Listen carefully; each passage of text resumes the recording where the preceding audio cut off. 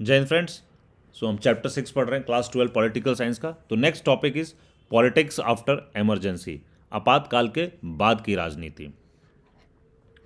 So the most valuable and the lasting lesson of the emergency was learned as soon as the emergency was over and the Lok Sabha elections were announced। तो जो emergency का जो सबसे important valuable और lasting lesson, जो सबसे लंबे समय तक रहने वाली जो लेसन हमने सीखा, जो सबक सीखे, है ना, एज वो हम कब सीखे? As soon as the emergency was over. तो जैसे ही आपातकाल खत्म हुआ और लोकसभा का चुनाव का घोषणा हुआ, उसी समय हम इसके मोस्ट इंपॉर्टेंट और वैल्यूएबल लेसन सीखते हैं। The 1977 elections turned into a referendum on the experience of the emergency, at least in North India, where the impact of the emergency was felt most strongly। तो ये जो 1977 का जो चुनाव हुआ है ना, ये बेसिकली ये एक रेफरेंडम था, है ना, ऑन द एक्सपीरियंस इमरजेंसी, आपातकाल के जो अनुभव थे उसके ऊपर एक जनमत संग्रह थे, एक रेफरेंडम था दैट एटलीस्ट कहाँ, जहाँ नॉर्थ इंडिया जहाँ पे आपातकाल का इम्पैक्ट बहुत ज़्यादा फील किया गया था। The opposition fought the election on the slogan of save democracy.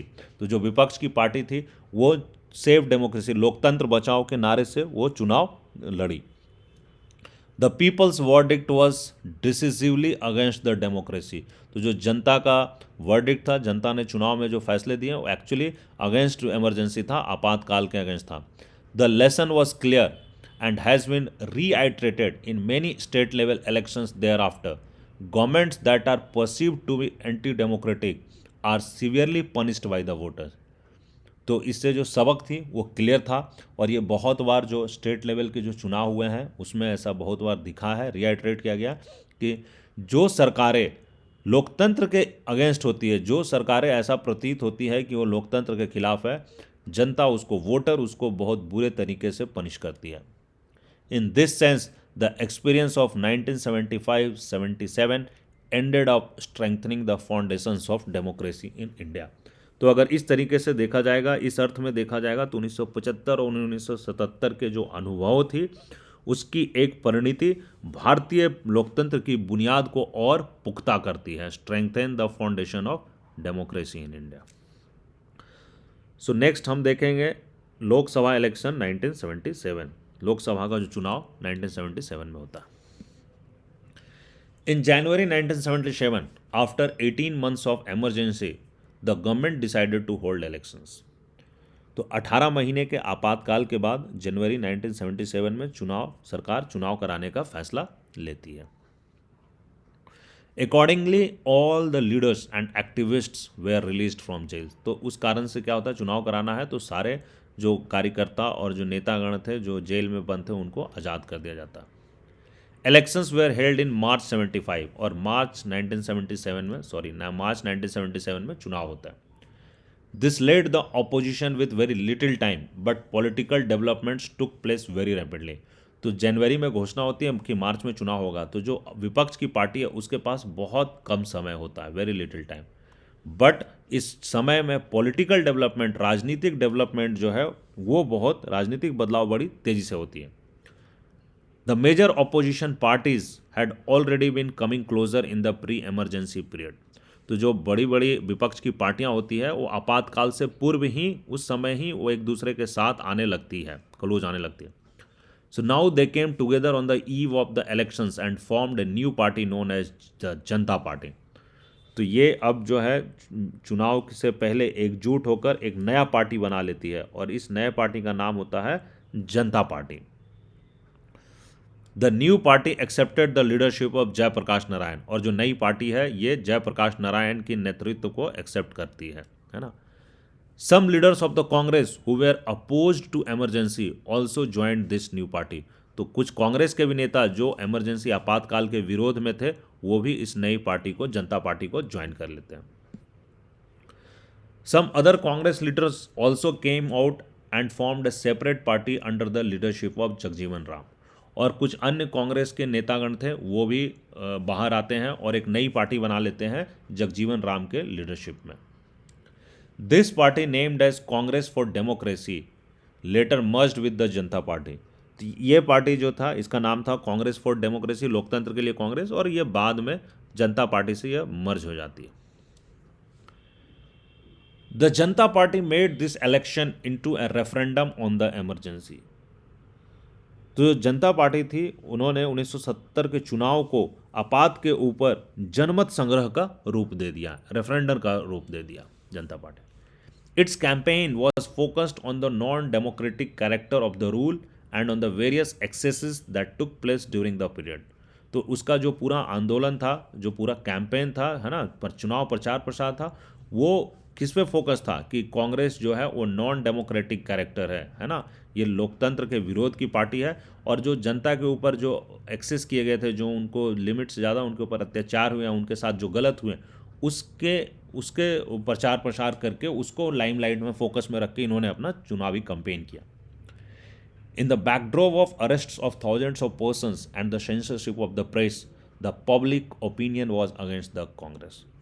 तो चूंकि बहुत सारे लीडर्स है ना और हजारों वर्कर्स अरेस्ट हो गए थे और प्रेस के ऊपर सेंसरशिप था, तो जो जनता का मूड था, जो जनमत था, जो जनता का ओपिनियन था, वो कांग्रेस के अगेंस्ट में था।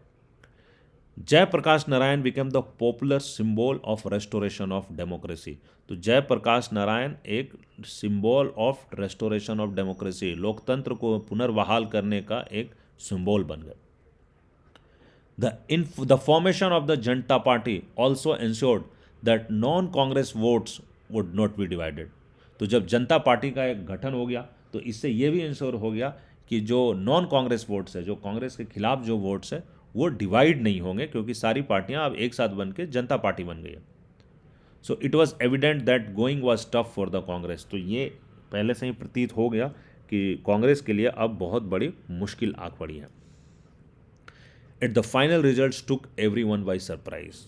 लेकिन चुनाव के जो अंतिम नतीजे थे उन्होंने सबको सरप्राइज कर दिया।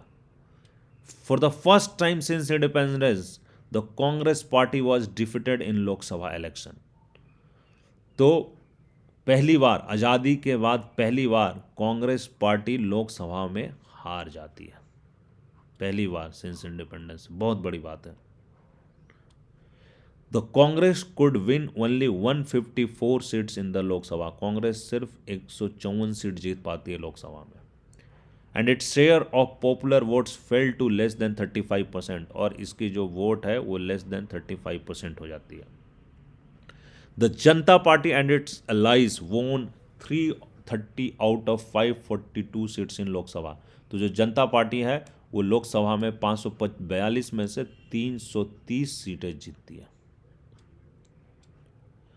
जनता पार्टी और उसके गठबंधन। The Janata party itself von 295 seat. Janata party अकेले 295 सीट जीत जाती है एंड दस एंजॉयड ए क्लियर मेजोरिटी। तो इसका एक क्लियर मेजोरिटी, बहुमत आ जाता है। जनता पार्टी अपने दम पे 295 सीट ले आती है, स्पष्ट बहुमत मिल जाता है उसको। In North India it was a massive electoral wave against the Congress. तो उत्तर भारत में कांग्रेस के खिलाफ पूरा इलेक्ट्रल वेव होता है। The Congress lost in every constituency in Bihar. तो बिहार के हर एक सीट पे, हर एक लोकसभा कॉन्स्टिट्यूएंसी सीट पे कांग्रेस हार जाती है। उत्तर प्रदेश में भी हर एक सीट पे हारती है। दिल्ली, हरियाणा, पंजाब। सो बेसिकली बिहार, उत्तर प्रदेश, दिल्ली, हरियाणा और पंजाब, 1 2 3 4 5 राज्यों में कांग्रेस हर एक सीट पे हार जाती है। And could win only 1 seat each in Rajasthan and Madhya Pradesh. And Rajasthan और मध्य प्रदेश में सिर्फ एक एक सीट मिलती है, दोनों में, राजस्थान में एक, मध्य प्रदेश में। और सबसे बड़ी बात यह है कि Indira Gandhi was defeated from Raebareli as her own son Sanjay Gandhi, as was her own son from Sanjay Gandhi from Amethi. और सबसे बड़ी बात होती है कि इंदिरा गांधी जो अपनी सीट है रायबरेली से, वहाँ से वो हार जाती है, और उसके सुपुत्र संजय गांधी अमेठी से हार जाते हैं। इंदिरा गांधी रायबरेली से और संजय गांधी भी अपनी सीट अमेठी से हार जाते हैं। But if you look at the map showing the result of this election, you will notice that Congress did not lose elections all over the country. तो अगर आप जहाँ जहाँ कांग्रेस हारी है या जीती है इस चुनाव का अगर आप मैप देखेंगे, है ना, इस इलेक्शन के रिजल्ट का मैप देखेंगे, तो आपको पता चलेगा कि कांग्रेस डिड नॉट लूज पूरे भारतवर्ष में नहीं हारती है। ऐसा नहीं है कि वो ऑल ओवर द इंडिया पूरी सब जगह हार गए।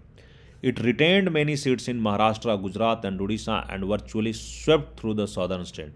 तो कांग्रेस जो है वो महाराष्ट्र, गुजरात और उड़ीसा में बहुत सारी सीटें जीतती है और लगभग दक्षिण में वो पूरा स्विप कर जाती है, पूरा जीत जाती है. There are many reasons for this. इसके बहुत सारे कारण हैं. To begin with the impact of emergency was not felt equally in all the state. तो जो आपातकाल का जो इम्पैक्ट था वो सभी राज्यों में बराबर नहीं फील किया गया था. The forced relocation and displacements, the forced sterilisations were mostly concentrated in northern states, है ना. तो जो ज़बरदस्ती करके, जबरन करके लोग, जबरन उजाड़ने और विस्थापित करना, जो फोर्स रीलोकेशन और डिस्प्लेसमेंट जो हुआ और फोर्स स्टरलाइजेशन जो किया गया है ना, नसबंदी करवाया गया ज़बरदस्त, ये काम ज़्यादातर नॉर्दर्न स्टेट, उत्तर भारत के राज्यों में ये ज़्यादा था. But more importantly north India had experience some long term changes in the nature of political competition, है ना. और इससे भी बड़ी बात है कि जो नॉर्थ इंडिया है ना, ये अनुभव करता है लॉन्ग टर्म नेचर चेंजेज. तो जो राजनीतिक प्रतिस्पर्धा के जो स्वभाव है उसमें काफ़ी लंबे टर्म का बदलाव पाया जाता है. The middle castes from the North India were beginning to move away from the Congress and the Janata Party become a platform for many of this sections to come together. तो जो बीच के जाति थे, मिडिल कास्ट्स, है ना, ये north India में जो ये मिडिल कास्ट है ये कांग्रेस से छिटक जाते हैं और ये जनता पार्टी इनके लिए एक प्लेटफॉर्म बन जाता है इन सारे समूहों के लिए एक साथ आने के लिए. So in this sense the election of 1977 was not merely about the emergency. तो अगर हम इस तरह से देखेंगे तो जो 1977 का चुनाव था वो सिर्फ आपातकाल की गाथा नहीं है, सिर्फ आपातकाल की कथा नहीं है, बट इससे कुछ आगे भी संकेत मिलते हैं. वो हम अगले वीडियो में कवर करेंगे.